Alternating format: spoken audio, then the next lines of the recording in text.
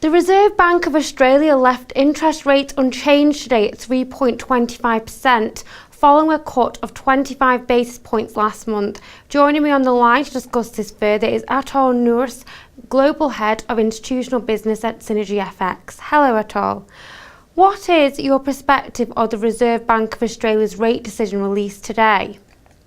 Okay, so while today's hold on rates was mooted by economists, it was largely unexpected by the market, with the ASX being pushed higher over the last 2 days as the market began pricing in a cut.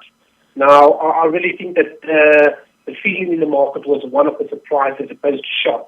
Green Moon winning Australia's richest horse race, the Melbourne Cup, today was probably more of a shock. And off the back of a higher September inflation numbers and some stabilization in global growth, the RBA, they really couldn't find a convincing case to cut the rates. And how do you think markets will respond to the RBA decision?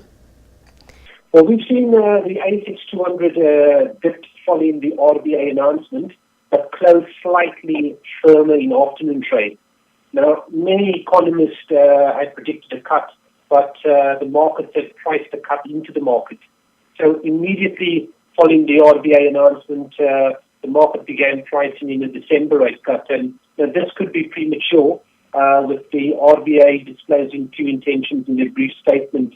And I definitely expect ongoing volatility as markets continue to react to local and global markets as well. How do you think the RBA decision will influence the strength of the Aussie dollar? Well, we've seen the Aussie dollar rise above $1.04 following the announcement. May continue to trade in this higher range. And what we're finding at the moment is the Aussie dollar has really become a safe haven, and investors continue to push money to Australia, really looking and in search of higher yields. So in my opinion, I don't see the Aussie dollar moving significantly down in the short term, especially after today's hold, and as Europe and the US continue stimulus measures and further debase their currency, the Aussie dollar attracts further inflows, keeping it well above parity. And do you think the last rate cut made by the RBA of 25 basis points has helped the Australian economy? No, I think the October rate cut helped the economy, but nowhere near as much as was expected. Interest rate cuts are failing to have the impact that it had post 2008. That is, we're not really seeing new loans, and financial conservatism still maintains to drip on the economy. This has really put the Australian economy in a tricky situation, as the RBA now lacks the fiscal levers to pull that they had back in 2008.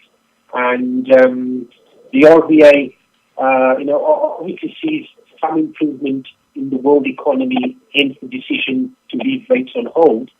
And potentially after October's rate cut didn't have the desired effect, they may have preferred to take a wait-and-see approach rather than cut again. RBA Governor Stevens, he really stressed the point when he commented that the full effects of the 150 basis points cuts made since November last year had not been fully felt by consumers and business. Any further weakening in the economy in November would no doubt force the RBA to cut in December. So, I'm expecting it to be a very interesting month ahead on that basis. Unemployment in Australia is predicted to rise in coming months. What do you think? Well, with job ads falling for a seventh straight month, I would not be surprised to see a rise in unemployment in the months ahead. We will see October's employment figures on Thursday this week, and I strongly believe they will hold at the current unemployment rate of 5.4%. But would expect this figure to rise slightly in November, December. The real worry for job ads has been the weakness in Western Australia, which has traditionally been strong off the back of the mining boom. And with today's rate hold, the RBA we'd be hoping to see a stabilizing in the unemployment figure, particularly leading into the Christmas retail period. And I'd be hesitant to predict lower unemployment. Instead, I do believe by December we'll still sit around 5.6%. Thanks for joining me, Athol. You can view an interview with my colleague Darren McDermott, who spoke to BNP Paribas in New York ahead of the US election results. Stay tuned to Dukascopy TV for more exclusive interviews and updates. For now though, goodbye.